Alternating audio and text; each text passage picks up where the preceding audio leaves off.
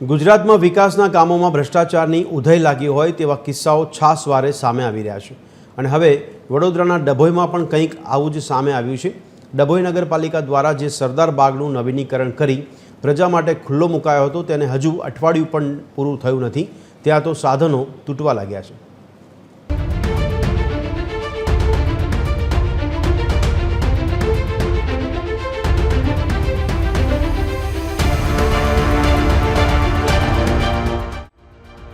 આ દ્રશ્યો છે વડોદરાના ડભોઈમાં આવેલા સરદાર બાગના। 22મી ડિસેમ્બરના રોજ જ આ બાગનું નવીનીકરણ કરીને તેને નગરજનો માટે ખુલ્લો મૂકવામાં આવ્યો હતો, પરંતુ લોકાર્પણના માત્ર 7 જ દિવસમાં બાગની દુર્દશા જોવા મળી રહી છે।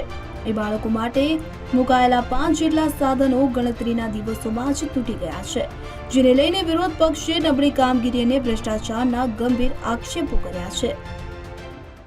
તકલાદી છે, તમે જાતે જોવો છો અને ડભોઈના નગરજનોનો વાંક કાઢે છે, તો શું નગર જંગલી છે? ડભોઈના નગરજનો ખોટા છે? વિવાદ માત્ર તૂટેલા સાધનોનો નથી, પરંતુ તકતીનો પણ છે। નગરસેવકોના નામની તકતીમાં ચીફ ઓફિસરે કોન્ટ્રાક્ટર VS પઠાણનું નામ લખાવી દેતા રાજકારણ ગરમાયું છે। જો કે પાલિકા પ્રમુખ આક્ષેપોને માત્ર ચૂંટણીલક્ષી સ્ટન્ટ ગણાવી રહ્યા છે અને તકતી મુદ્દે ચીફ ઓફિસરને પૂછવાનું કહી હાથ અદ્ધર કરી રહ્યા છે।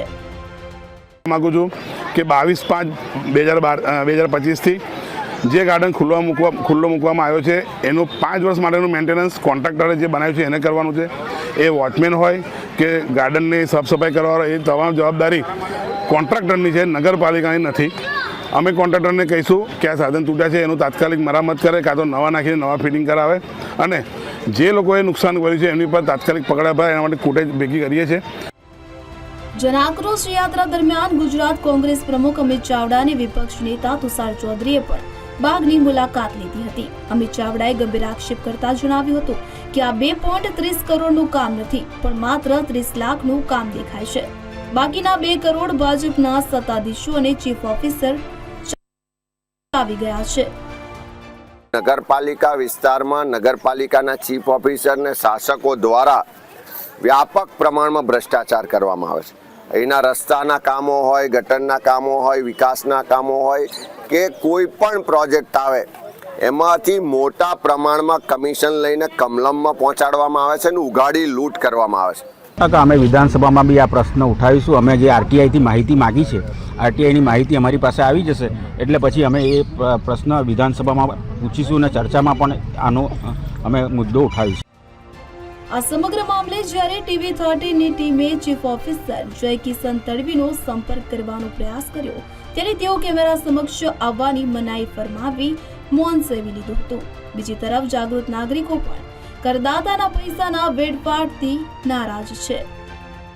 આવ્યો છું સરદાર બાગમાં વિવિધ રાઇડ જે હતી એ તૂટી ગઈ છે। એનું કારણ એ છે કે જે રાઇડમાં છોકરાઓ મોટા ના બેસવા જોઈએ એની જગ્યા પર નાના છોકરા બેસવા જોઈએ એ રાઇડ તોડી નાખી છે।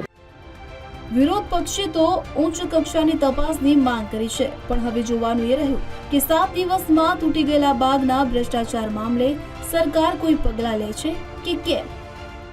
તાજેતરમાં જ ડભોઈ નગરને નવીન બાગ મળ્યો હતો, જે સરદાર બાગ નામ આપવામાં આવ્યું છે, જેમાં 2.30 કરોડના ખર્ચે નવીનીકરણ કરવામાં આવ્યું હતું, જેમાં આધુનિક સાધનો નાખવામાં આવ્યા હતા, જે ગણતરીના દિવસોમાં જ તૂટી પડ્યા છે।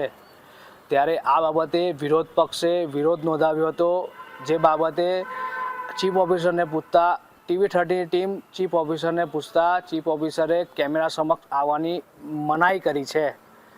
હવે જોવું રહ્યું કે કોન્ટ્રાક્ટર સામે શું ચીફ ઓફિસર પગલાં ભરશે કે કુલડીમાં ગોળ ભંગાશે। TV13 વશિષ્ઠ ભટ્ટ, ડભોઈ, વડોદરા।